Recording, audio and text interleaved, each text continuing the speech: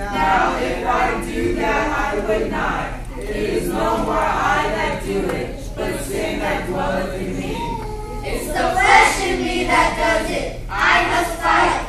I find then in law that when I would do good, evil is present with me. My spirit is warring against my flesh. For I delight in the law of God after the inward man. I love to do good.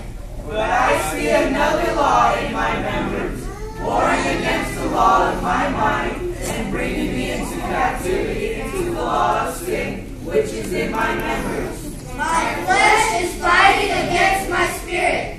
O wretched man that I am, who shall deliver me from the body of this death? Jesus Christ! I thank God through Jesus Christ our Lord. So then with the mind I myself serve the law of God,